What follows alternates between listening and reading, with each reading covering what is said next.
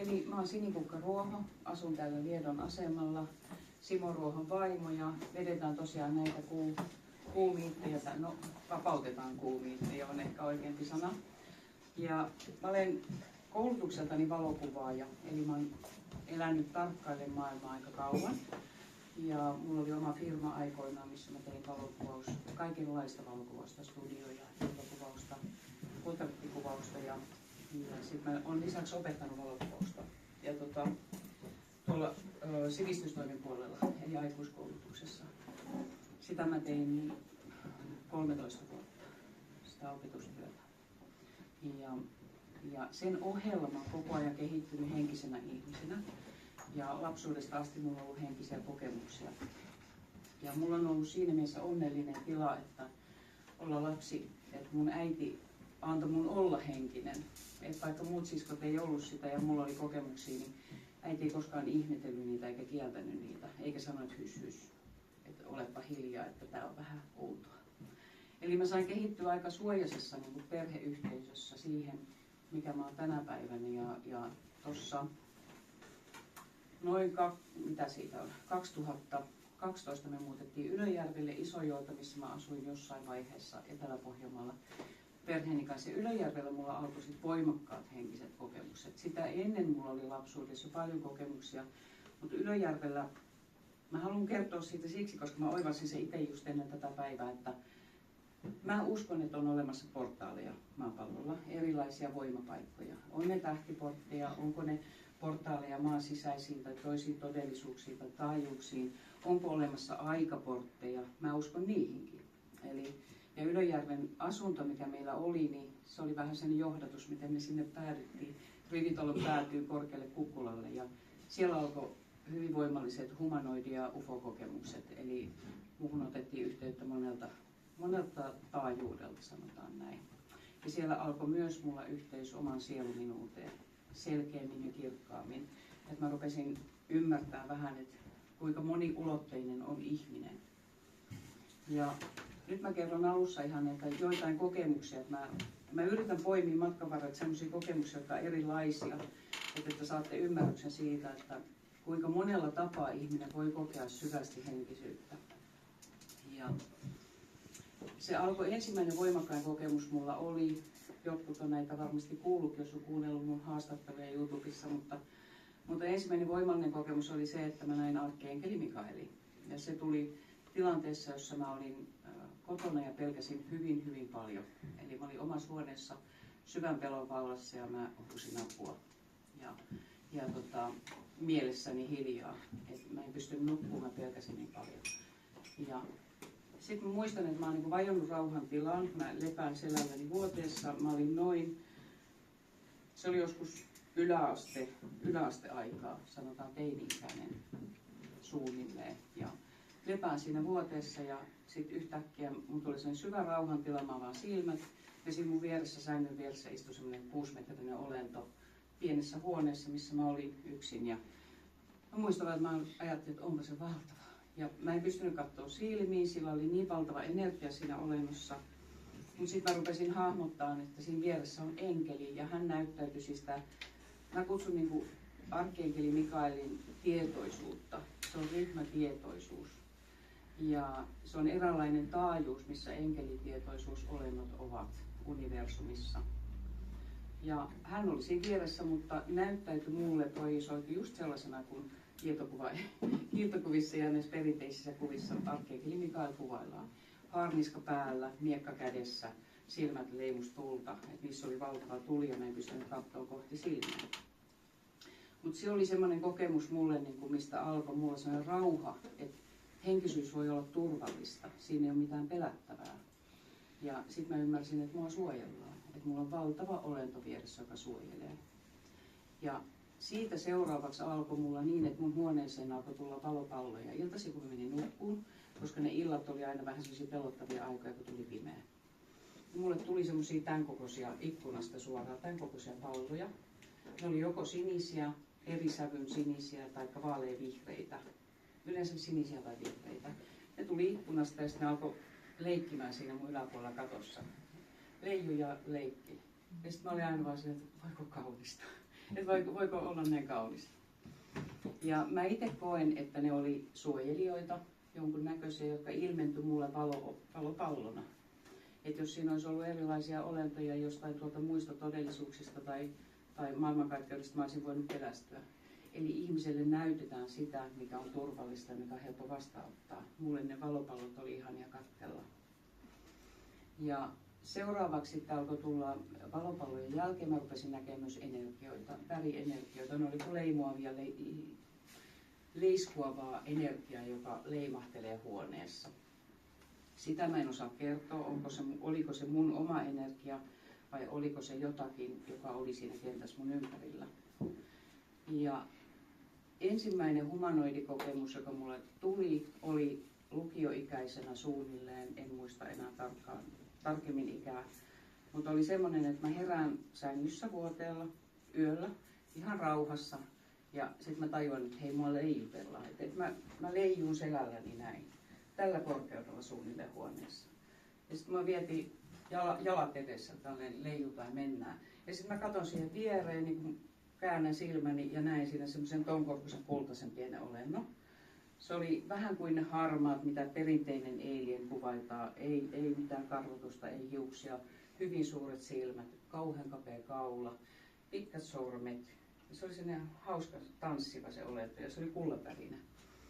Mä näin sen, voi olla, että se oli vaan niin voimakasta keltaista valoa, mutta mä koin sen kultaisena sen olennon. Ja sitten hän tajusi, että hän teki sormillaan näin, niin jotain tämmöistä, samalla niin kuin leijutti mua. Ja sitten kun se ymmärsi, että mä heräsin, eli mun ei kuulunut herätä siinä tilanteessa, mutta mä heräsin, niin se oli hyvin hämmentynyt. Mä aistin semmoista niin kuin hämmennystä, että miten hänen pitäisi niin kuin kokea tämä tilanne, kun nuori tyttö tuossa niin kuin naureskelee, että ai, sä niin kuin leijutat mua. Ja sitten se teki sormellaan tälleen, se seinä edessä, se pyöräytti sormeaan ja siihen aukesi aukko. Suoraan ulkoseinään siitä mun huoneesta, ikkunan vierestä. Siinä oli aukko ja sitten hän rupesi laittamaan siitä aukosta ja sitten mä sanoin, en mä tuosta mahdu. Se oli niin pieni se aukko. Mutta hyvinhän sitä mahduttiin ja sitten käytiin jossakin. Eli käytiin todennäköisesti aluksella. Ja mä en missään vaiheessa pelännyt, mä en kokenut uhkaa. Kaikki nämä mun kokemukset, mitä mä oon kokenut, niin mä en ole ikinä pelännyt. Ja siihen liittyy se, että mun mielestä ihminen, me luodaan oma todellisuus. Me ollaan multiolentoja. Meissä on valtavat mahdollisuudet niin kuin luoda oman sydämemme ja mielemme kautta yhteistyössä tai joko tai. Myös mielentaajuus on ja sydäntaajuus, mutta kun on yhteistyössä, niin me pystytään myös muistamaan se, mitä me koetaan. Se oli semmoinen kokemus tosiaan, että se oli ikimuistoinen. Se oli mulle semmoinen, että ystävät tuli käymään. Että mä sain käydä jossakin, joka on mulle rakas paikka. Vaikka mä en muistanut siitä enempää. Ja mä tiedän, että monasti nämä kokemukset, mitä me koetaan ja nähdään, niitä näytetään meille pienissä annoksissa ja määrissä siksi, ettei me kaivata jonnekin, eikä jaksettaisi olla täällä ja elää tätä elämää, koska tämä on se tarkoitus, tämä elämä tällä hetkellä. Ja se oli semmoinen voimakas kokemus, mikä mulla oli. Ja toinen oli sitten kanssa siinä lukioikäisenä, mulla alkoi tulee, mun isä kuoli, kun mä olin 8-vuotias, niin mun isä kuoli hyvin traumaattisessa tapahtumassa. Ja siitä ei paljon meidän perheeseen pelkoja. Ja silloin siihen aikaan, kun mulla alkoi nämä kaikki, mä näin sen enkeli, sitten alkoi nämä valopallot ja ufo-kokemukset ja alukset, mä näin myös aluksia, niin sitten tuli tämä isän kokemus, eli mä rupesin näkemään myös astraaliin jonkun verran, eli mä aistin aina, että okei, isän henki tulee taloon ja hän on menehtynyt, mä olin 8. Ja se oli mulle niin kuin, mä sanoin, että ei kiitos, se oli liian pelottavaa. Ja sitten mä aina koin sen, että okei, isä tuli oven taakse, kun mä menin nukkumaan, mutta hän ei koskaan tullut huoneeseen. Eli hän kunnioitti mun tahtoa sitä, että mä sanoin, että mä en pysty näkemään, että ei kiitos. Ja sitten me vaan niin kuin oven läpi välillä juteltiin hänen kanssaan. Mutta se oli semmoinen kanssa, että siitä sai vähän ymmärryksen, että on olemassa joku semmoinen tiheämpi taso, mihin ihmisen tietoisuus voi mennä, eli se astraali, missä on ne henget, jotka siirtyy rajan toiselle puolelle. He aloittaa mun mielestä siinä taajuudessa sen matkansa takaisin valoon. Kuka menee minnekin tai syntyy heti uudelleen uuteen kehoon. Ja nämä oli semmoisia voimallisia kokemuksia, mitä nuorena tapahtui. Ja sitten mulla on ollut lisäksi luontoyhteys. Luontoyhteys on tullut mukaan mulle. Se tuli silloin, kun mä asuin Isojoella, eli 2000-2010. Siinä välissä niin kun mua rupesi kiinnostaa luontoyhteys, kun mä asuttiin siellä Etelä-Pohjanmaalla. Ja sitten mä tapasin, mystisten juuri näin kuin ihmisiä johdatetaan, niin mä tapasin semmoisen Naantalin shamaanin, niin kutsutun aurinkosamaanin Naantalista Jouko Kontturi, joka oli tämmöinen vanhempi mies, joka tuli sitten meille Isojoelle. Hänestä tuli meidän perheystävä ja hän sanoi, että mulla on niinku, hänellä oli 2 shamaanirumpua, jotka oli itse Lapin niinku, tämän systeemin kanssa Lapin rumpuja. Ja sitten me Nuotiolla rummuteltiin, niin hän näki mulla valtavan huuhkajan mun selän takana, kun mä rummuttelin hänen rumpuaan. Ja sitten hän lahjoitti sen mulle, että huuhkaja suojelee ja tämä rumpu on sinun. Ja siitä alkoi mulla rummuttaminen ja sitten tämä äitimaa-yhteydet ja shamanistiset yhteydet. Ja shamanistisissa yhteyksissä mä löysin rakkauden elämää kohtaan, kunnioituksen kaikkea elämää kohtaan. Eli se oli hyvin tärkeä osa mun mielestä ihmisen henkistä kehitystä. Se, että onko se shamanistinen taikka sitten, että te menette vaan luontoa ja kuuntelette luontoa ja tarkkailette ja löydätte sen kanssa yhteyden, se on toinen asia. Ei se ole pakko olla shamanismia, mutta mulla se toimi se shamanismi. Se aukaisi niitä yhteyksiä ja siellä on ehkä eniten niin kuin shamanistisista kokemuksista mulla on 2 semmoista voimallista kokemusta. Toinen oli ihan fyysinen. Meidän pihassa kissa toi tämän kokoisen kärpän. Ja hän oli sitä jo retutellut silleen, että mä katsoin, että voi kärppää parkaa, että nyt sillä kävi huonosti. Niin, mä otin sen käsiin, mä estin kissaa syömästä sen ja otin sen käsiin ja se oli tässä ihan niin kuin retkahtaneena näin. Ja sitten mä elvytin sitä, annoin sitä parantavaa energiaa, se virkosi. Ja se villikärppä oli mun käsissä näin ja sitten mä kattelin sitä, se aukoi suuta ja se oli neulanterävät hampaat. Ne oli jännittävät hampaat ja sitten aukoi suuta ja katteli mua ja se oli siinä käsissä ja sitten mä laskin hänet luontoon, mutta todennäköisesti kissa sai hänet sitten. Perään meni. Mutta se oli mulle semmoinen koskettava tapahtuma ja toinen semmoinen taajuusnäky, joka tapahtui, oli Simo ja me tultiin Merikarvialta kotiin yöllä. Uimahallissa, tai no ei yöllä, mutta pimeällä, siis että oli pimeä, oli myöhäinen syksy ja me ajetaan sitä pientä mettätietä. Ja yhtäkkiä siinä mä istun pelkäjän paikalla, Simo ajaa. Ja mä näin siinä tien reunassa oli näin korkea valkoinen pöllö. Siis se oli vitivalkoinen. Ja mä katsoin, että mitä mä näin. Ja sitten meidän nuorempi toisen keskimmäinen lapsi Johannes, joka oli silloin, hän oli ekaluokalla muistaakseni sen näyn aikaan, niin hän näki sen kanssa. Eli hän oli samalla taajuudella kuin minä. Tytär ei nähnyt sitä pöllöä, vaikka mä sanoin, että kattokaa pöllö. Eli se oli jonkunnäköinen henkinäky, mä koin ainakin, että se oli henkinäky.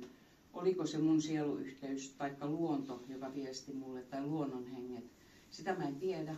Eikä se jäi mulla aina vähän mysteeriksi, mutta mä koin sen, että se oli kuitenkin suojelija ja se oli hyvä henkinen kokemus.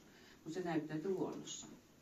Eli ihmiset, jotka esimerkiksi kertoo, että ne näkee peikkoja tai luonnonhenkiä, keijukaisia, niin mulle on täysin mahdollista, koska mä oon nähnyt sen valkoisen pöllön ja mä tiedän, että siinä ei oikeasti ollut tämän kokoista pöllöä siellä tienreunassa, vaan hän näyttäytyi toiselta taajuudelta todennäköisesti tämä pöllön tietoisuus, vaikka jopa kollektiivi.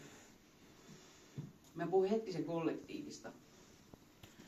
Mä oon vahvasti kokenut, kun mä teen siis myös henkisiä hoitoja ihmisille etänä, ja monissa hoidoissa mä oon saanut yhteyden menehtyneisiin lemmikkeihin, ihmisten lemmikkieläimiin, taikka sitten menneiden elämien rakkaisiin eläimiin, jotka haluaa tulla näkyviin. Ja mä koen itse, että eläimillä on voimakas kollektiivi ja ne on siinä puhtaita. Kun me ihmiset, meillä on mieli mukana, joka vähän sotkee sitä soppaa. Muutenhan me oltaisiin kaikki se yhteydessä niin ykseyskentässä. Mutta nämä eläimet, ne on niin puhtaita, että ne on vahvasti yhdessä. Eli joku menehtynyt rakas lemmikki voi kollektiivisesti puhutella sen uuden lemmikin kautta. Ja se ei tarkoita, että se välttämättä on se sama eläin, mutta se, niin kuin sen kollektiivin kautta tulee se rakkauden energia sieltä tästä uudestakin eläimestä. Mutta on myös törmännyt siihen, että voi uudelleen syntyä siis sama lemmikki. Mä uskon, että kaikilla meillä on sielu. Eläimillä on sielu, ihmisillä on sielu, kasveillakin on oma sielunsa, puilla, kaikilla on sielu. Se on mun uskomus. Jokainen saa miettiä se itse, miten se itse kokee. Mutta sitten mennään sinne Ylöjärvelle. Siellä alkoi paljon tapahtumaan ja mun täytyy sanoa, että mulla oli tärkeä kokemus, oli tämmöinen kuin Drunvalo Melkisedek. Onko joku kuullut tämän nimen? Joo, hän on sellainen opettaja tänä päivänä muistaakseni Arizonan autiomaassa asuu nykyään eläkkeellä. Tutkinut valtavasti ihmisen tietoisuutta ja erilaisia henkisiä asioita. Ja mulle hän oli semmoinen hyvin voimakas kokemus, kun mä rupesin häntä kuuntelemaan. Ja sitten mä kuulin tästä Melkisedek-tietoisuudesta. Ja mä meditoin hänen oppiensa kautta silloin Ylöjärvellä. Ja silloin mulla aukesi se Melkisedek-tietoisuuden kautta niin kuin aika vahvasti mun kruunusakra ja näkemiskyky kehittyi valtavasti silloin. Ja siellä niin kuin Ylöjärvellä se koko multikenttä aukesi siellä. Et siitä on nyt aikaa 6 vuotta, kun me muutettiin sieltä suunnilleen 6 vuotta. Ja silloin mä rupesin tekemään näitä henkisiä hoitojakin, koska mulle tuli ihan siis, mä kuulin viestin, että sulla on kyky linkittää, haluatko alkaa auttaa ihmisiä. Sitten mä naureskelin ja linkittää, että tää on joku tornijuttu tai tietokonejuttu, että ei ole oudolta kuulostaa, mutta sitten mä kuuntelin sitä ja juttelin Simon kanssa ja Simon sanoi, että kuule, aloita vaan ja kokeile se ihan sillä, että aloita nyt vaikka linkittää, että ota nyt vaikka kädestä kiinni ihmistä. Siitä se sitten lähti. Eli alussa mä tein niitä linkityksiä silleen, että mä otin kädestä kiinni ihmistä, ihminen lepää ja pistän silmät kiinni ja sitten mä aloin näkemään menneen elämän tapahtumia, ihan kun katsoisi telkkariin videokuvaa. Ja myös tämän elämän paikkoja. Mä saatoin nähdä kodista jonkun lipaston, jossa oli vaikka joku menehtyneen ihmisen isovanhemman joku esine, joka olikin tosi tärkeä ja sitä kautta aukeaa joku juttu. Eli tällaisia mulla tuli sitten siellä Ylöjärvellä alkoi tulemaan tämä linkittäminen ja sitten alkoi tulemaan nämä maapallon ulkopuoliset kontaktit sekä hoitaminen, eli mua hoidettiin. Mulla semmoinen kokemus on yksi tärkeä kokemus, tärkeimpiä. Siellä on 2 oikeastaan sellaista tärkeää kokemusta on, että mulla tuli yhdessä vaiheessa, mulla nousi vähän kauhean patti tähän käteen, kun mulla on nivelvaivoja. Se oli tämmöinen todella iso ja erittäin kipeä patti. Ja sitten mä pyysin, että jos maapallon ulkopuoliset, siellä on joku taajuus, joka pystyy tätä hoitaa, niin tervetuloa.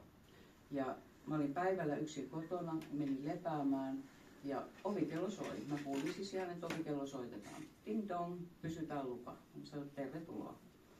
Ja sitten mä tiesin, että nämä olennot, jotka tulivat mua hoitaan, ei ole ihmisen näköisiä. Eli mä ajattelin, että mä pidän silmät kiinni.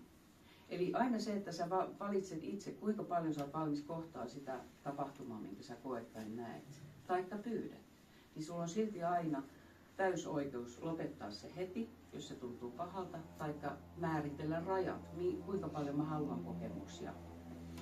Ja ihminen on voimallinen olento, jolla on lupa päättää omasta tehostaan, omasta tietoisuudestaan, omasta sydänenergiastaan, kaikista yhteyksistä, mitä meidän ympärillä on.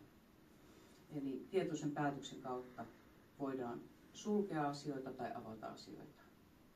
Ja silloin ne tuli sitten sängyn viereen hoitamaan ja mä tiedän, että ne oli heinäsilkka olentoja.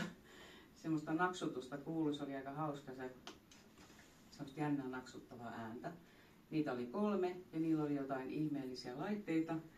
Ja mä vaan lepään ja annan heidän hoitaa mun kättä. Ja se poltti aika kovin, se hoito, eli se jopa niin kuin poltti ja hiukan sattui niin paljon, mä mietin, että lopetanko mä tämän nyt, mutta sitten mä ajattelin, että ei, mä annan tämän mennä ohi.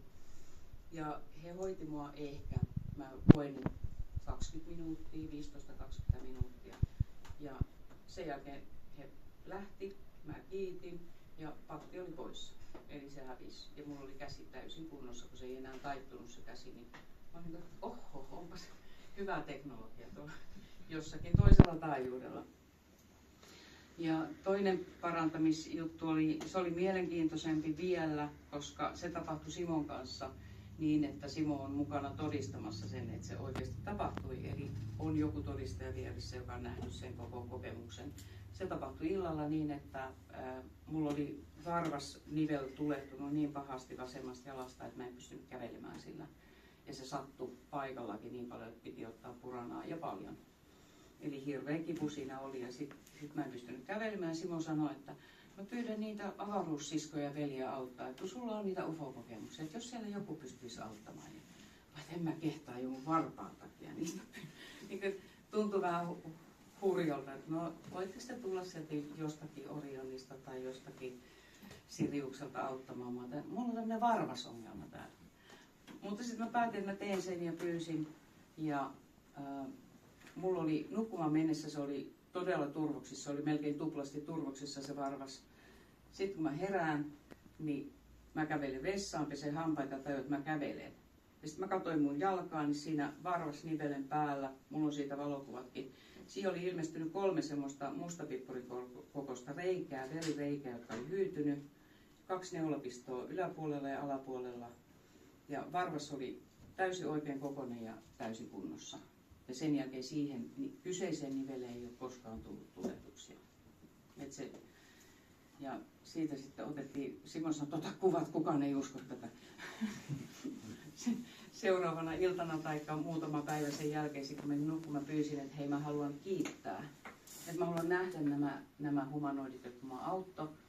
Ja mä menin nukkuun ja sitten mä heräsin semmoisessa niinku välitaajuus. Mä puhun välitilasta ennen unta ja ennen heräämistä, taikka toisinpäin, että ennen heräämistä unesta, niin siinä on juuri se välitila, jossa ihmisen mieli on vielä niinku nukkuu.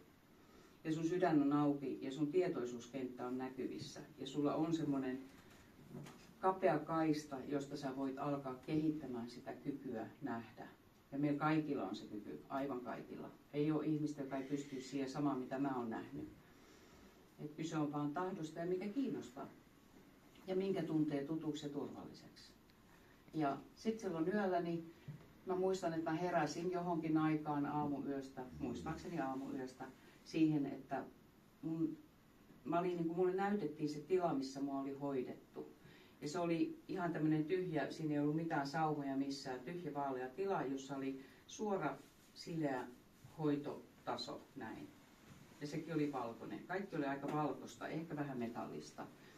Ja sitten siellä tuli semmoinen mua lyhyempi, ehkä päätä lyhyempi vanha rouva. Mä sanoisin siihen aikaan, voisi sanoa vanha rouva, noin 60 lady. Ja hänellä oli erikoiset vaatteet, ei ollut niinku tämmöiset maapalloihmisten vaatteet.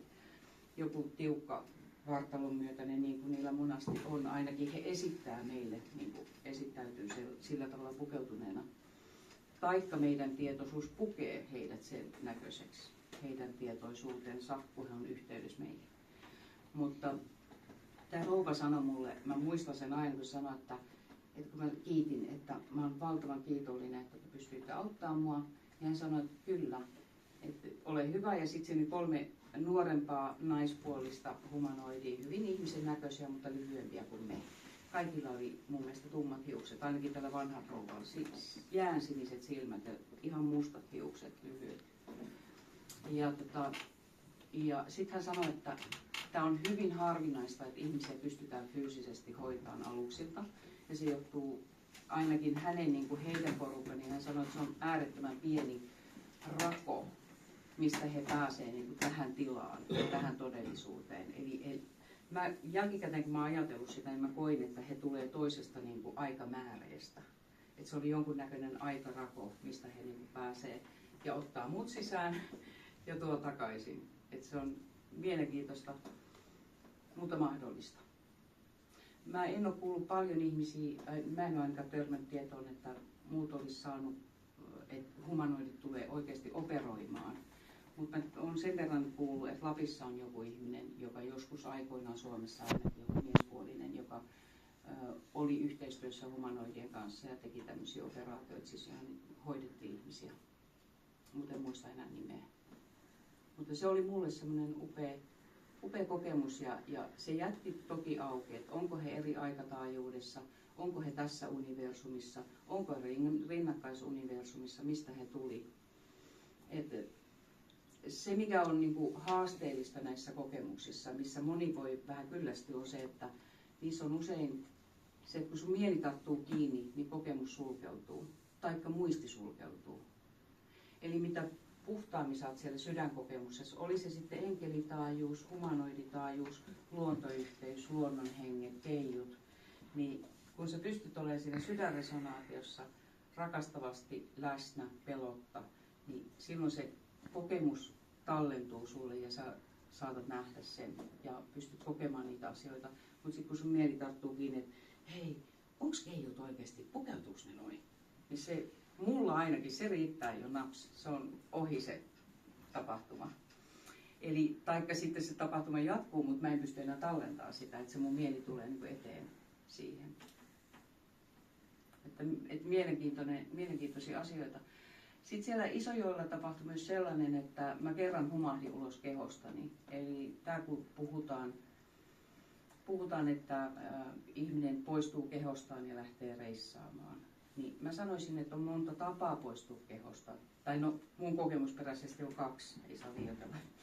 Eli mulla on 2 tapaa, mitkä mä oon kokenut, miten mä poistun kehostani ja käyn jossakin esimerkiksi aluksilla tai muilla planeetoilla nähnyt paikkoja. Niin se on tietoisuus, joka poistuu. Keho elää ilman tietoisuutta. Tämä on nyt mä puhun vain omasta kokemuksesta. Mä koen, että mun keho on elossa, vaikka mun tietoisuus lähtee reissuun. Ja se tietoisuus on yhteydessä tietoisuuskenttään, joka antaa kaikki, koko universumi, mitä me nähdään, mitä me täällä ollaan, te kaikki. Me ollaan kaikki sitä samaa tietoisuuskenttää. Ja tämä tietoisuus, niin se voi poistua kehosta, mutta sitä mä en osaa sanoa mulle tietoa, kuinka kauan se voi olla pois kehosta. Että kuinka kauan ihmiskeho pystyy elämään ilman sitä, että tietoisuus on mukana. Siitä ei ole tietoa. Mutta sen mä tiedän, että se on mahdollista.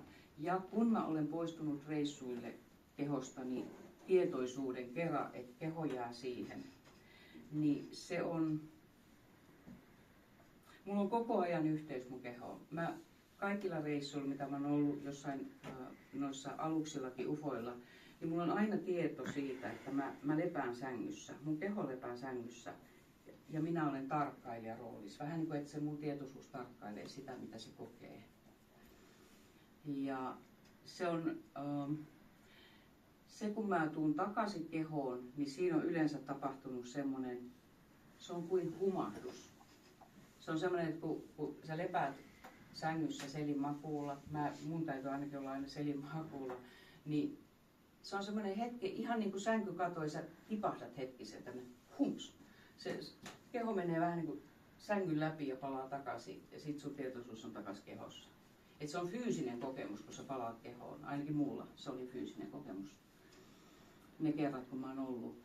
Ja yhden kerran mä lähdin sitten astraalitaajuudella ulos kehosta, mikä oli mulle hämmentävä ja outo kokemus, ja mä pelästyin suuresti. Eli se tapahtui vahingossa, mä oon nukahtamassa ja yhtäkkiä mä tajuin, Simo nukkuu vieressä, me nukuttiin. Ja mä ymmärrän, että hei, mä leijun täällä makkarissa ja katoin alas, mun keho on tossa. Simo nukkuu tossa. Ja mä yritän, että okei, ehkä mä tästä voisin lähteä jonnekin kattelee vaikka mitä äitille kuuluu. Ja yritin päästä ulos, niin en päässyt seinien läpi. Eli mä jäin siihen huoneeseen loukkuun niin, että mä leijun ulos kehostani. Ja silloin mä säikähdin. Se oli ainoa kerta, kun mä oon säikähtänyt ihan oikeasti, että miten mä palaan tuohon kehoon. Ja sitten mä pyysin arkkienkeli Mikaeliin. Eli se on sellainen mulle suojelusolento, tietoisuusvoima, tietoinen valo-olento. Upea suojelija ainakin. Mä uskon, että hän on olemassa oleva kollektiivinen tietoisuusvoima, joka suojelee ihmisiä. Ja niin mä huusin sitten, että arkkienkeli Mikael auta, mä en pääse kehooni. Mä en pystynyt Simolle huutaan, että herätä niin kuin herätys, mulla on ongelma. Simo vaan nukkuu siinä ja mä katselen sitä, se oli mielenkiintoinen kokemus. Sitten kun mä olin pyytänyt apua, niin sen sängyn päätyyn ilmestyi jälleen kerran semmoinen sininen, mulla on tämä sininen taajuus, mä näen yleensä hyvin paljon sinisenä kaikki. Eli se on veden tietoisuuden taajuus kanssa universumissa. Ja siihen tuli semmoinen sininen pitkä olento, joka nosti kätensä näin, oikein käden ja, vai oliko se vasen käsi, nostin vasemman käden ylös ja siinä oli sininen kärkikolmio. Mä muistan, että mä tuijotin sitä kolmioa siinä. Ja sitten mä oon vajonnut takas kehoon. Se laski sen näin kätensä ja sitten mä pääsin kehoon. Ei tarvitse ampua. Ja sen jälkeen mä sanoin itselleni, että en halua kokea tätä toista. Kiitos ei. Tää taajuus ei ole mulle. Mä en osaa toimia siellä, niin mä en halua toimia siellä sitten. Sitten mä oon tehnyt näitä tietoisuusreissuja erilaisiin paikkoihin. Ja enkelikuntaan mulla on henkilökohtainen suhde. Mä koen, että maapallolla on paljon enkelisieluja, monet ihmisistä on enkelisieluja. Ei kaikki. Meillä on erilaisia olentoluokkia sieluille universumista, tai universumikin on väärä sana, kaikkeudessa. Ja yksi olentoluokka on enkelikunta. Ja se toimii semmoisella taajuudella, tämä on mulle tullut joskus mediaalisesti tämä tieto, mä kirjoitin joskus aikoinaan heiltä tietoa sieltä enkelikunnan taajuudesta käsin paperille ihan siis. Kirjoitin tietoa, niin he sanoivat, että he toimii väliavaruudessa. Ja mä ihmettelin sitä, mikä on väliavaruus. Ja ainoa paikka, mistä mä löysin tietoa, oli Urantia-kirja, jota en ole koskaan lukenut, mutta mä muistan, että mä avasin sen, niin siellä on enkelit ja väliavaruus. Okei, siellä se oli. Että mä löysin sieltä niin kuin vahvistuksen sille, että on olemassa väliavaruus. Ja mä koen, että se on paikka, tietoisuuskenttä, taajuus, jossa ollaan niin kuin alkulähteessä, eli siellä pyhässä ykseydessä ja kaiken aineen niin kuin välissä oikeastaan.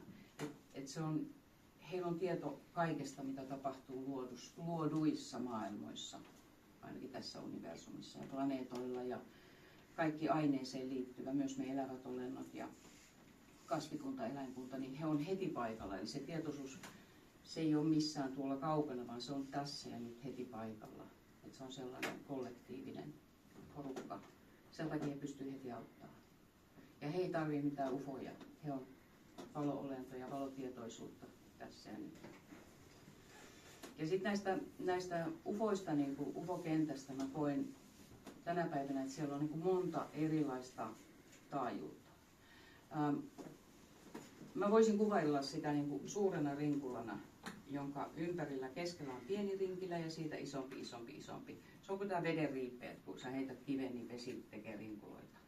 Ja tietoisuuskenttä, niin me aloitetaan se meidän opinmatka, niin me ollaan siellä keskimmäisessä rinkulassa ja me nähdään sen sisälle, koska se matka me ollaan käyty. Seuraava rinkula me käydään seuraava matka ja opitaan lisää. Niin me pystytään katsomaan sinne, mikä me ollaan jo opittu ja laajennutaan tänne. Mutta me ei vielä nähdä sinne kauempiin rinkuloihin eli taajuuksiin. Se on yksi näkemys mulle siitä, että mitä henkimaailma voi olla. Et siinä on monta eri taajuutta. On aikamääreet, tullaan eri ajasta, liikutaan ajattomuuden tilasta aikatiloihin, erilaisiin aikajanoihin. Tai sitten meillä on rinnakkaistodellisuudet, on lomittaisuuksia, niin kuin, että me ollaan vähän lomittain täällä, tämä kenttä. Eri taajuuksissa. Ja mä koen sen itse niin tänä päivänä. Voi olla, että mä muutan sitä, kun mä saan lisää tietoa matkan varrella, mutta musta tuntuu siltä, että ne taajuudet on vähän niin kuin monet puhuvat 3D, 4D.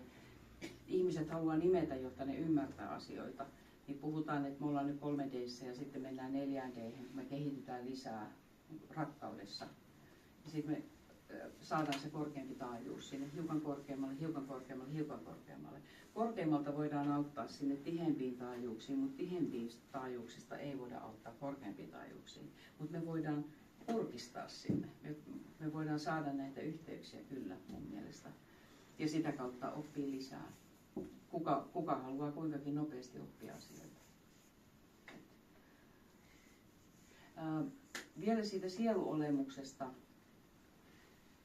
Mä niin kuin sain jossain vaiheessa tiedon, että mä kuulun siihen enkelisieluun, sinisen säteen enkelisielu-olentoluokkaan, ja mä oon tullut tänne maapallolle auttamaan tässä asiassa. Mä oon ollut täällä kauan, sen mä tiedän niin kuin monet meistä, varsinkin tänä päivänä henkiset ihmiset, niin meillä on monta elämää takana. Mä en ollut niinkään fyysisissä elämissä kauhean montaa elämää, mutta mä oon osallistunut tämän planeetan kehitykseen. Ja se alkuluomisessa on ollut niin kuin mukana tietoisuudeltani. Ja se on niin kuin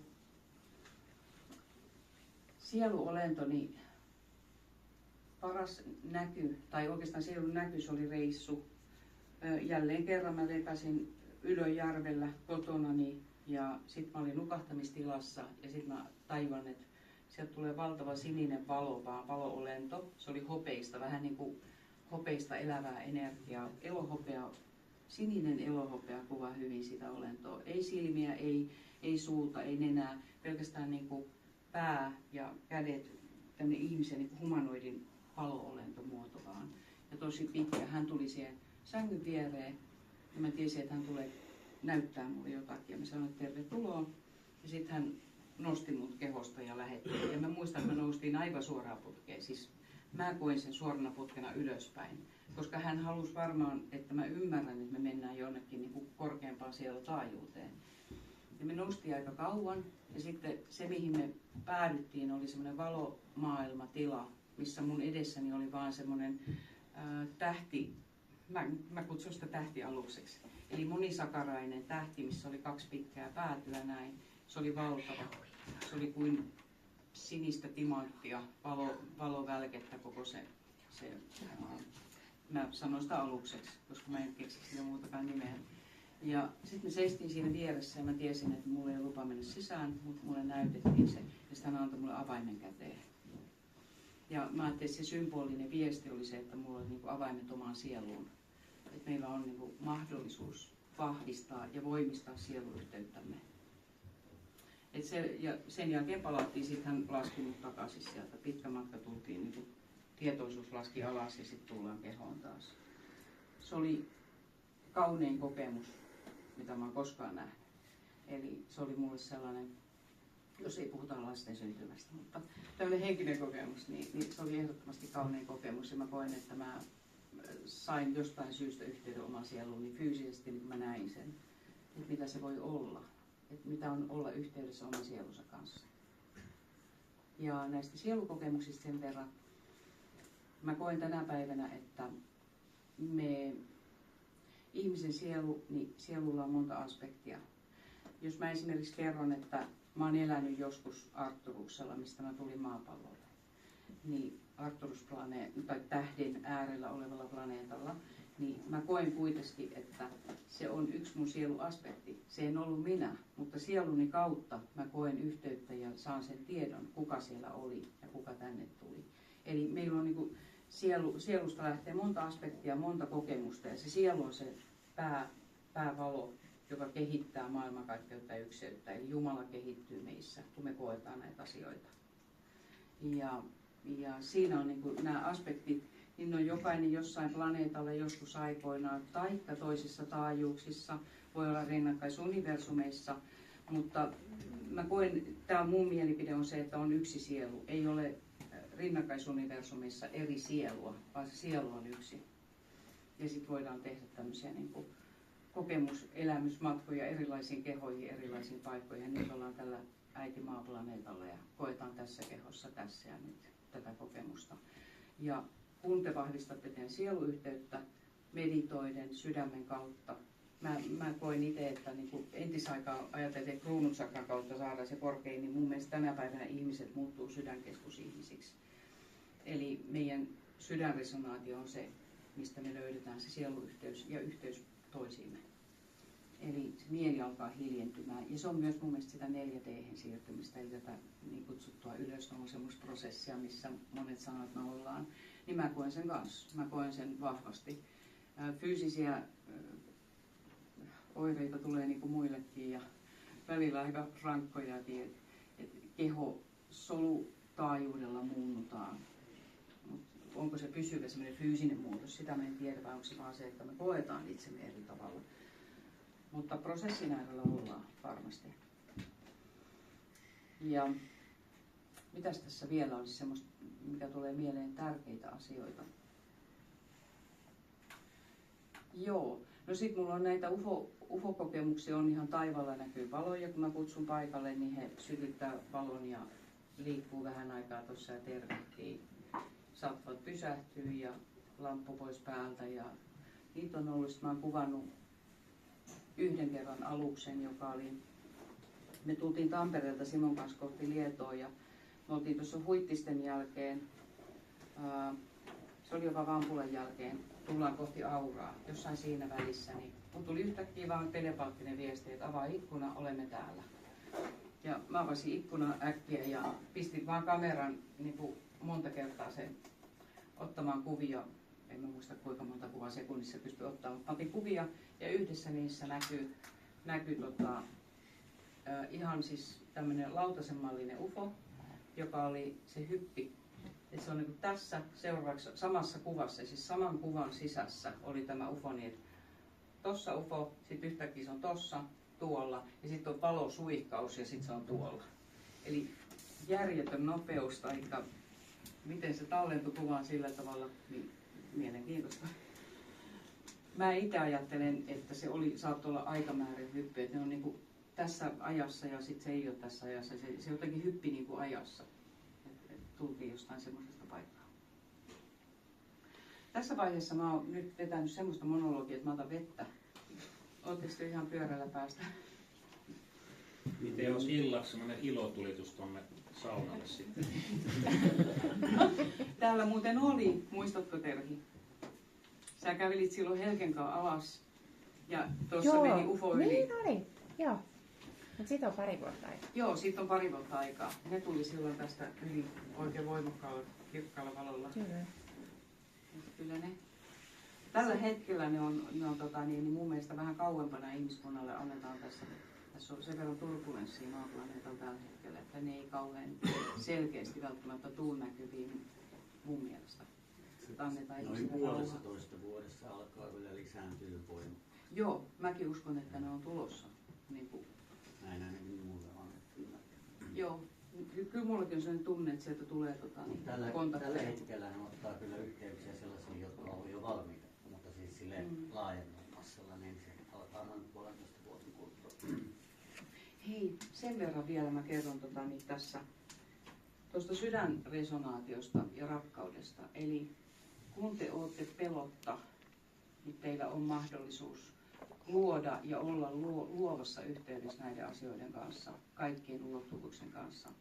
Mutta jos teillä on pienikin epäröinti siellä sisällä, niin silloin teidän sielu suojelee teitä, että ette ole valmiita. Ja vaikka kuinka tekisi meitä, että mä haluan nähdä teidät, mutta jos siellä on sydämessä semmoinen pieni epäilys, että mitenköhän mä suhtaudun oikeasti, jos tuohon tulisi semmoinen 3-metrinen heinäsirkka, välineet kädessä niin kuin huitomaan ja naksuttelemaan, niin miltä musta tuntuu? Niin sitten ne ei tule näkyviin ennen kuin siihen ollaan valmiita. Semmoinen, mä haluan kertoa, kun olin sun linkityksessä joskus, sitten on 1,5 vuotta, joskus loppuvuodesta. Joo. Ja sitten siinä tuli semmoinen kuva, että sä kuljetit mut avaruusalukselle, Joo. jossa oli semmoinen vaalea tyhjä tila. Joo. Ja sitten siellä oli tämmöisiä ylläpitopodeja, 6 kappaletta, muistan sä kerrot. Joo. Joka on niin kuin yksi tapa tulla tänne, koska sä sanoit, että mä olen siellä. Joo, eli kyllä. mun yksi keho on siellä, jotta mä olen tullut sitten tänne maapallolle, niin kuin lähettänyt sieluni tänne taas käyttämään olentoni kokemaan tätä, mutta mulla on niin yksi keho siellä avaruusaluksella ylläpidossa. Joo, se on itse asiassa, mä oon joissakin linkityksissä nähnyt tämän.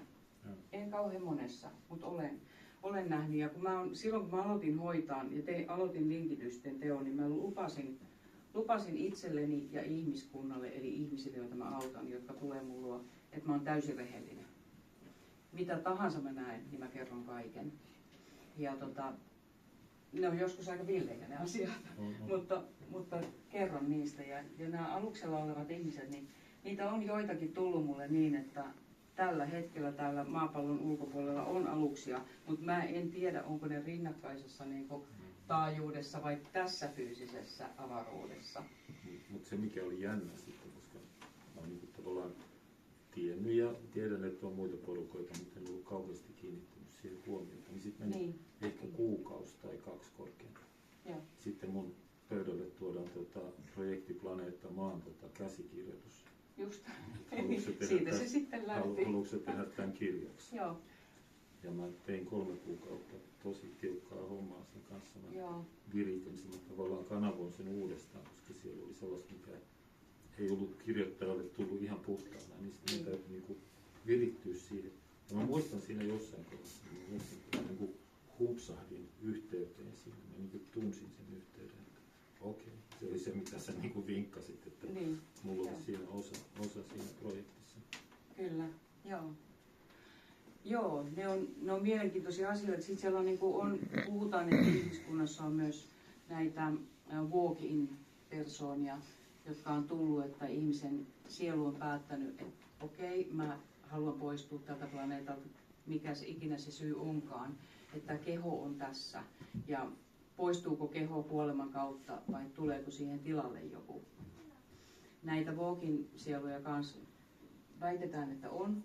Mulla itsellä ei ole muuta kokemusta kuin se, että mä ajoin tappavan hirvikolarin. Siis ambulanssissa sanottiin, että kun mä kävelin sinne sieltä autosta, että ei ole ikinä nähnyt ihmistä elossa tämmöisestä autosta tulossa. Että mä Isojoella törmäsin hirveän 80 tunttivauhdissa. Se tuli syliin suoraan, se uroshirvi.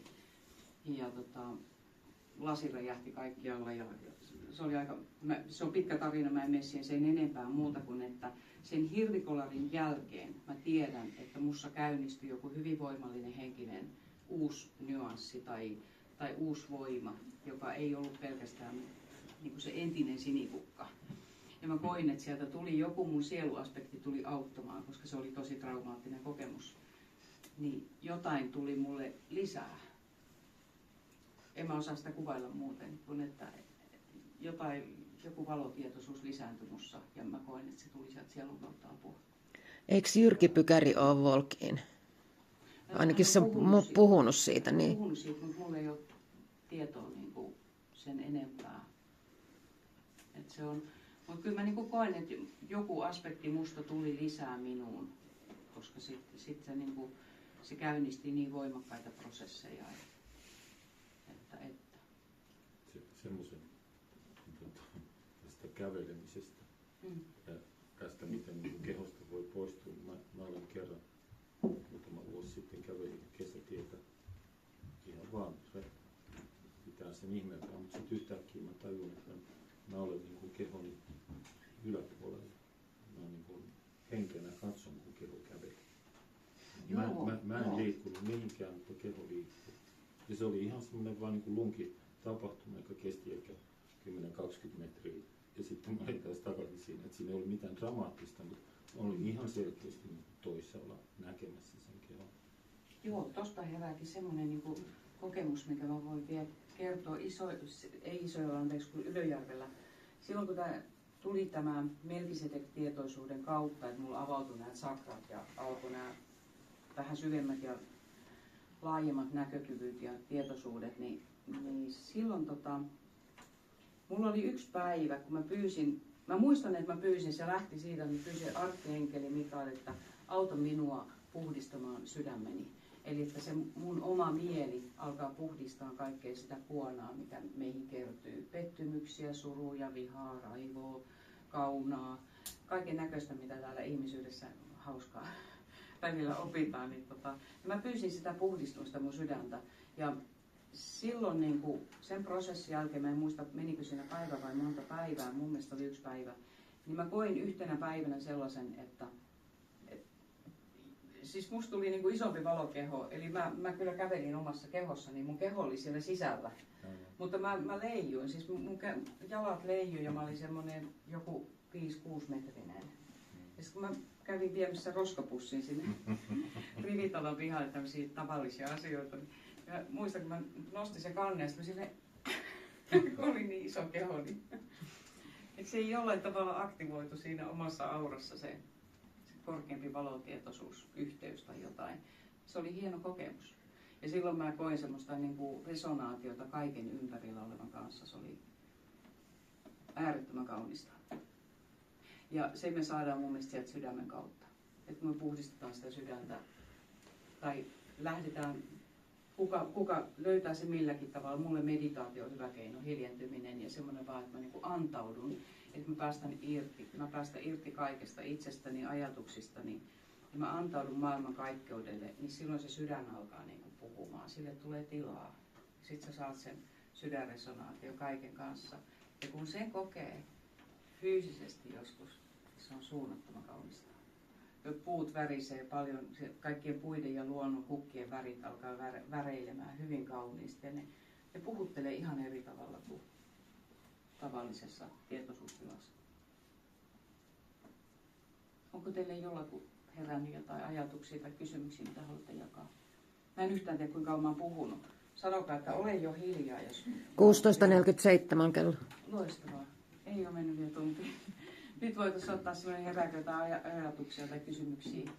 Joo, mulla heräsi mieleen, kun sä kerroit tästä, kun sut vietiin katsomaan niitä laajempia tietoisuuksia, justiin, kuinka nämä eri alat, niin mun tietoisuuteen on annettu tavallaan se, että kukin meistä matka-ajasta kykenee tavallaan luontaisesti saavuttamaan sen korkeimman sieluminän tietoisuustason silloin, kun se avaa sen yhteyden.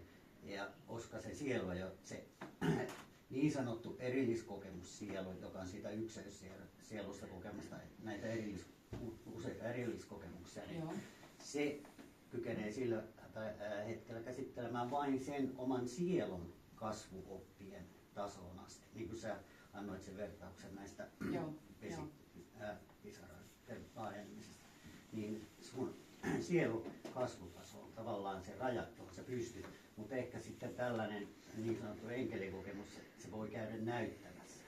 Joku tukihenkilö voi käydä näyttämässä myös vielä laajempaa, mutta sulla ei välttämättä ole siihen ymmärrystä, niin kuin silloin sullekaan ei ollut lupaa katsoa siihen huomioon. Niin, joo, totta. Koska sun siellä ei ollut vielä valmis. Joo. Ja sitten taas kun se mieli, niin voiko se mieli kokea sen? Se on taas semmoinen, että miten se niin sanotaan. Mulla kesti kauan tämä, että mä oon oppinut, mä oon elämässäni lapsuudesta asti kokenut asioita. Ja mulla kesti itsellä henkilökohtaisesti tosi kauan, että mä sain niin kuin avattua sen mielen, tai oikeastaan sydämen ja mielen niin hiljaiseksi, että se niin kuin vähitellen alkoi muistaa niitä tapahtumia. Että ne alkaa aukeamaan, siis jotenkin sydän ja sen rakkauden tilan kautta ne muistuu ne näyt ja kokemukset. Et sit, kun mieli alkaa liikaa sanottaa, niin se alkaa pukemaan. Toki sekin on, se on luomista sekin. Ihmisen mieli voi luoda asioita. Joo, siis meidän tämä mieli menee psykoosiin, jos se saa liian suuren läjäyksen kerralla, eli sen takia se on tämmöistä hienoveräistä ja pikkuhiljaa etenemistä. Ja monestikin sekin menee hiukan aaltoon, että otetaan pari askelta eteenpäin, sitten yksi taaksepäin sulatellaan niitä vähän, ja sitten voidaan taas ottaa pari askelta eteenpäin. Kyllä. Se on pikkuhiljaa tapahtuva prosessi. Ettei tämä meidän mieli mene psykoosiin. Tämän takia jotkut näitä avaavat lääkkeet, niin ne saattaa liian rankka sienenreissu tai liian rankka ajavaskareissu, jos mieli ei ole siihen vielä valmis, niin silloin se saattaa viedä pahimmillaan siihen psykoosiin. Siihen pitää olla silloin vahva intuitiivinen kutsu siihen tapahtumaan, ja silloin pitää niin todeta, että hei, nyt minä olen siihen valmis. Tuosta tuli mieleen, mä kerron, että kaikki nämä kokemukset, mitä mulla on ollut, mä en ole ikinä käyttänyt sieniä, en polttanut ruohoa, en mitään psykedeilejä, että ne on niin kuin luonnollista tietä, pikkuhiljaa oppinut niitä. Meditaatio ja jooga oli mulle iso osa sitä kehitystä. Se tapahtui tuossa noin 25-27-vuotiaana mä joogasin, ja sitä kautta mä opin meditoimaan ja sitä kautta niin kuin pikkuhiljaa avaamaan niitä asioita. Joo, ihanaa. Tässä on niinku aika paljon kokemuksia, joita mä niinku halusin kertoa sen takia, että mun mielestä niinku meillä jokaisella on oma tahto totta kai, että miten me halutaan ymmärtää maailman kaikkeus ja miksi me ollaan täällä, mikä on meidän tehtävä tässä elämässä. Mun mielestä meillä on kaikilla se oma niinku polku ja oma tehtävämme ja kuinka paljon me avataan asioita tähän elämään, niin se on jokaisen päätettävissä ihan itse. Mutta jos kiinnostaa, niin muistakaa se, että ihmisen oma tahto, sen yli ei kävellä. Eli jos te pelkäätte ja te saatte mun kokemuksen, niin tästä voidaan olla eri mieltä, mutta mä sanon, että mun mielestä ihmisen pelko luo asioita ja se ihmisen oma mieli pelon kautta luo yhteyksiä, mitkä ei välttämättä ole totta, mutta alkaa pelkäämään. Että on olemassa niinku tämmöisiä negatiivisia olentoja tai... Mä tiedän, että niitä on, mutta jos ihminen tahtosta käsin sanoo, että minä en halua kokea negatiivisia olentoja, minä haluan olla valo ja rakkauden kanssa tekemisissä, niin piste se on siinä. Sitten voi tulla pelkotiloja, mutta sitten vaan niin kuin lopettaa sen ja okei, ei vielä. Katsotaan sitten ensi kerralla, miltä tuntuu, että jos haluaa kiinnostua niistä. Mutta mä itse en suosittele psykedeelejä ainakaan alkuun, mutta jokainen taplaa tyylillä. Ja me ei tarvita. Niin, mun mielestä me ollaan niin vahvoja henkisiä olentoja, että ja meillä on ne omat auttajat, kun me pyydetään niitä, niin meillä on kyllä niin kuin sieluperheessä ja sielutaajuudella ja enkelitaajuudella, siellä on luonnonhenget, siellä on valtava määrä niin kuin erilaisia yhteyksiä ja ulottuvuuksia, missä on auttajia ja suojelijoita meillä. Mutta meidän oma sielu on mun mielestä meidän suurin suojelusenkeli, se on meidän sielu. Eli kun puhutaan suojelusenkelistä, niin se on se oma sielu. Ja tuohon voisi sanoa, että jos joku kokee voimakkaan tunteen tehdä vaikka jonkun ayahuascan tai sieni kokemuksen, okei, mä oon ollut pari kertaa oppaana tämmöisellä sienikokemuksella ja mä oon itse tehnyt sen 2 kertaa. Mutta mun oppi oli siinä, siis mulla oli jo kuitenkin pitkä kokemus ilman niitä. Mutta niin, en ayahuascaan koskaan lähtenyt, kun mä huomasin, että en mä tarvitsekaan näitä. Sieni avasi jo sitä ja sitten mä huomasin, että se ensimmäinen oli se ensimmäinen avaava, sitten se toinen on tavallaan ei anna enää juuri mitään lisää. Eli niin, siis mä on sanonut, että 3 kertaa ihan maksimi, sen jälkeen ei kannata yhtään niin lähteä niiden kanssa, kun vaan työstää sitä omaa suoraa sisäistä yhteyttä, koska silloin ne kanavat on auki aina. Muutenhan sä saat kiinni, että sä saat ne kanavat auki vain silloin, kun sulla on käytössä tämmöinen joku psykedeeli. Totta. Ja niissäkin, esimerkiksi sienissä, niin se niin sanottu mikroannostelu, että käyttää vaikka viikon, semmoista hyvin pientä annostelua, niin se avaa sitä luontaista kanavaa ja sitten sen jälkeen jatkaa sitä luontaisesti, että ei välttämättä niiden kanssa kannata muuten pelata. Mutta mä niin kuin sanoin, ei tarvita niitä välttämättä ollenkaan. Mä kehottaisin ensin meditoimaan ja vähän Niin, kokeilemaan sitä siis hiljentymistä niin joo, ja omaa itsensä se kanssa myös valmisteli keskustelua. siihen, että jos sun kanavat ei auki, niin sä et ymmärrä niitä viestejä, mitä ne avaa. Että mitä siellä tapahtuu, sä et ymmärrä, niin kuin sama kuin unissa, sä et ymmärrä uniasi, jos ei sulla ole ne omat kanavat auki. Silloin kun sä saat sen niin tietoisuuden omalta korkeammalta minältä, siltä sielutasolta, mikä sun niin kehitysvaihe sillä hetkellä sielullisesti on, niin silloin sä saat ne selitykset sieltä. Sun ei tarvitse, koska ne niin unikirja kertoo vain sen yhden sielun omat niin vertauskuvat, niin se toimii hänen uniinsa, mutta se ei välttämättä toimi sun uneen. Eli ne symbolit ei ole kaikki universaaleja, vaan ne riippuu kukin sielun niin sen hetkisiin elämän kokemuksiin. Koska ne peilaa aina siitä, mitä olet kokenut aiemmin. Totta. Ja eritoten sitten tässä. Tästä minua kiinnostikin muuten, ei tarvi, jos ei halua vastata, niin ei tarvi, mutta kuinka moni teistä on nähnyt UFOn tai kokee nähneensä UFOn on ehkä järkevämpi sana. Ai kun ihanaa. Hienoa.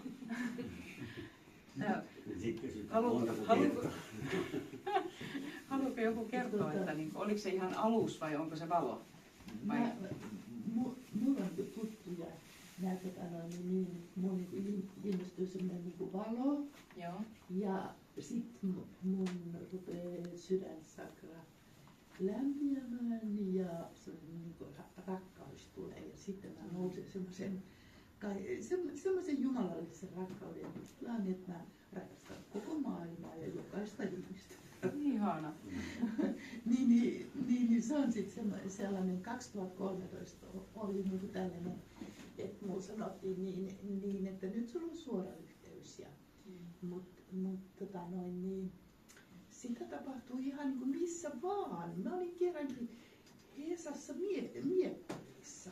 Niin mä nousin sinne ja niin ylös sitten ja sitten seuraava yö, niin mä en tiedä, mä en saa sitten nukuttua, koska, mutta ei silloin kannatakaan nukkua. Niin silloin vaan niin kuin nauttii siitä, että niin on niin kuin koko maailma rakastaa.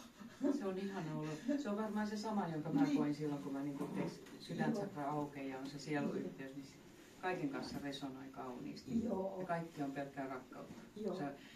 Mutta mä oon saavuttanut sen vaan kerran sen olotilan. Kaikkien näiden kesken Ja kerran se se siinä yhteys on tullut. avautuessa. Mulla on Niin, tullut niin. niinku silleen, Voimistus. niitä tulee niinku ajoittain, niin Joo. tulee useammin ja sitten harvemmin. Ja No onko täällä joku nähnyt ihan aluksen niin kuin fyysisesti? Haluatko kertoa? No se oli hyvin lyhyt yö. Joo. Siis asun maalla, jos ei ole katualla, niin se oli semmoinen lyhyt. Se oli semmoinen, no ei nyt lentävän lautasen, mutta niin ehkä enemmänkin semmoinen pyöreä lentoinen, ja se siis pysähtyi. Ja sitten niinku pyysin sitä liikkumaan ja väläyttelemään valoja, niin se teki. Et se, Joo, teki ne. Joo. Toi kuulostaa itse asiassa aluksen käyttämältä dronelta, eli emoalukset lähettää droneja tänne näin ja ne käyvät karkkailemassa myös näitä valotyötekijöitä täällä, niin voi kuulostaa ihan sitä itse käyttämältä dronelta. Tai moni käyttää sitä pallomuotoista dronea. Mä oon kanssa nähnyt Joo. samanlaisen. Mä olin Italiassa vuoristossa yhden semmoisen naisen kanssa ajeltiin, joka sanoi, että hän on oikein käynyt aluksilla.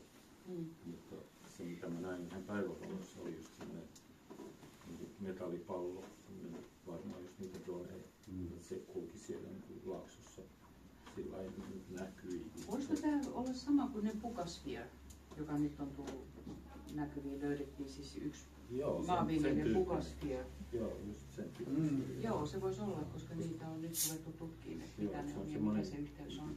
Kyllä. Se mikä oli mielenkiintoista siinä Pukasphereissa, siis tuolta on jossain Etelä-Amerikassa joku maanviljelijä, jos ette ole kuullut tästä, niin löytänyt semmoisen, siis se leijui ilmassa ja hän seurasi sitä tämän kokoinen suunnilleen metallinen pallo. Ja siinä oli mystisiä kuvioita ja reikiä, näin pieniä pyöreitä reikiä tässä keskellä. Ja kannattaa googlettaa, se on mielenkiintoinen. Sitä on nyt ruvettu tutkimaan, että kukaan armeija ei ole saanut sitä niin kuin omistuksensa, vaan se on puolueettomien ihmisten ja tutkijoiden nyt tutkittavissa se Pukasphere. Ja se on mun mielestä, niin kuin, se voisi olla toi drone juttu toi. Että se on. Nämä tämmöiset pienet pallot, niin ne vähän eri rodulla, hiukan erilaisia, mutta se on hyvin yleisenä just se pyöreä. Siinä Pukasphereissä oli semmoisia kuvioita, mitkä mä näin Bosnian pyramidilla. Onko täällä joku käynyt siellä? Joo.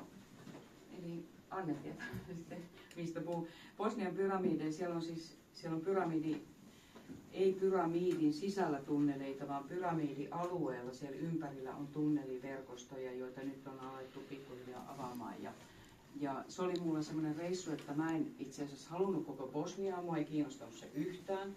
Ja sitten mulla oli yksi ystävätär, joka on toinen henkinen ihminen, hän sanoi, että hän sai viestin, että sun pitää olla siellä silloin ja silloin, että nyt lähdetään Bosnian pyramidiin. Mä en mä Bosnia oikein. Nyt on mentävä, että mun pitää olla kesäpäivän seisauksen aikana siellä Bosnian pyramidilla. Ja no mä sitten lähdin reissuun hänen kanssaan ja mentiin ja nyt alkoi korva soimaan oikein kunnolla. Mentiin sinne sitten Bosniaan. Silloin oli Jyrki Pykäri oli muuten mukana siellä meidän kanssa. Se oli hirveän kiva se ryhmä, kun me mentiin. Ja ennen sitä, kun mä lähdin sinne reissuun, niin mulla alkoi palautua menneisyys siellä, että mulla on ollut siellä elämä. Ja mä näin siis ihan niin semmoisia valolla piirrettyjä kaikki teknisiä rakennelmia. Sitten mä olin silleen, että eihän mä ymmärrä näistä mitään, että miksi te mulle näitä näytätte. Mutta se jotenkin mun muisti aktivoitui niin paljon, että mä näin esimerkiksi siellä, kun siellä on semmoisia mystisiä valtavia kivipalloja, jotka aivan sileitä, ne on viskottu sinne luontoon yhden puron varrelle, muistaakseni pieni puro. Ja ne on todella isoja, ihmeellisiä kivipalloja. Mä näin niistäkin näyn, että ne kivipallot oli niinku, niissä oli semmoinen neliömallinen rakenne ympärillä ja siinä oli jonkunnäköinen rakenne, joka piti sen pallon sen sisällä.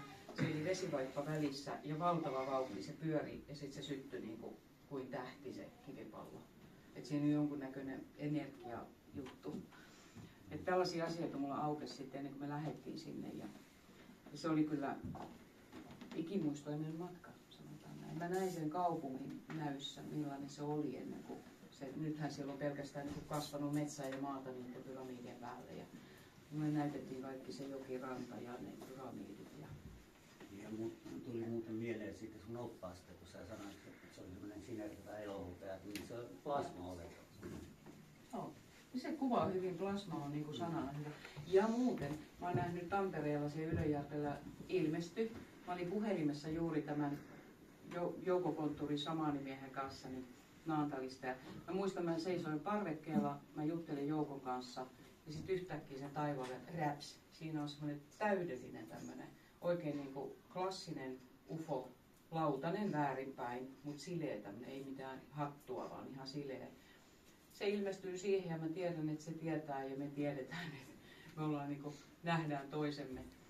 Ja se oli pari sekuntia siinä ja järjetön nopeus, kun se katosi. Se, niin kuin, se pieneni siis niin kuin sekunnin sadasosalla se oli, ja se lähti niin pieneni vaan pois.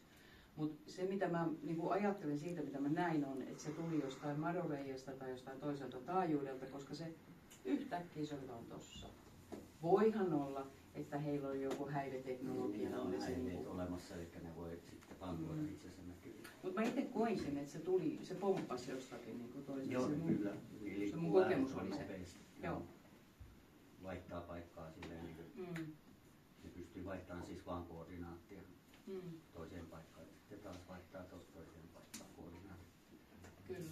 Se sijainti sitten muuttuu ja aikakin voi muuttua sen mukaan. Niin kuin aika ei ole. Se on ihmeellistä ajatella. Mitä te ajattelette universumista? Onko se ääretön? Siis multiversumi. Onko ykseys? Multiversumi. Niin, onko ykseys ääretön? tasoja. Mä puhun ykseydestä niin kuin multiversumina. Jos mä jaottelen pelkkä ykseys, niin onko se ääretön? Kuinka te koette sen?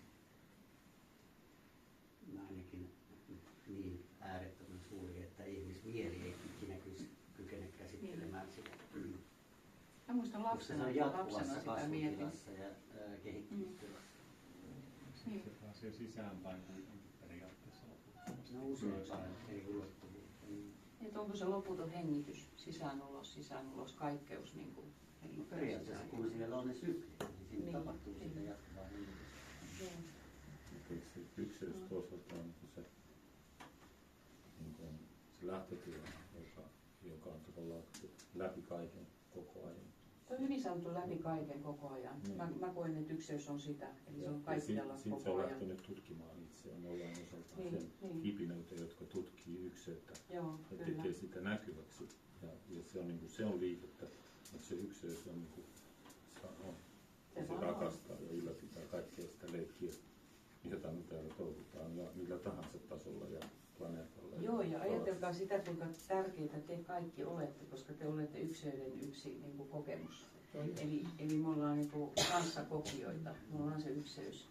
Eli jokainen teistä kokee se, mitä te nytkin koette, ja koko teidän elämä, kaikki mitä te koette, niin se on ykseyttä, ja se on ykseystietoisuutta. Oli se sitten perunan kasvatusta tai jotain tiedemiestä tuolla jossain atomivoimalassa. Ja yksi ja sama tilanne eri perspektiivistä katsottuna voi näyttää ihan samalta. Joku voi nähdä saman tilanteen pelottavana ja joku toinen näkee sen äärettömän niin valoa tuovana edistyksellisenä. Totta. Niin mä koen niin, että me ihmiset ollaan niin kuin mikrokosmoksia. Ja sitten on se makrokosmos. Niin sitten tulee monta kertaa niin se mieleen, niin, että miten vähän mä tiedän itsestäni. Niin, tiedän myös ihan ripsauksen vähän tuosta makrokosmoksesta. Niin. Oi anteeksi kauheasti. Tuliko aikamerkki?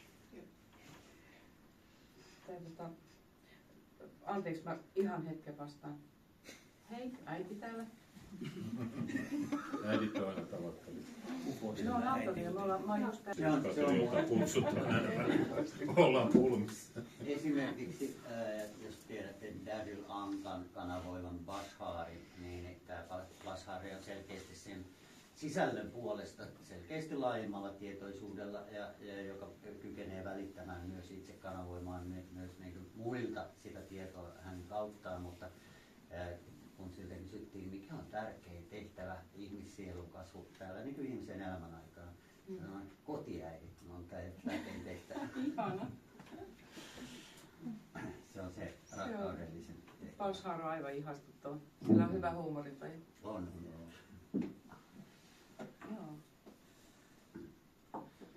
Joo, mun puolesta kiitos valtavasti, jos teillä ei ole mitään kysyttävää niin kuin näistä kokemuksista.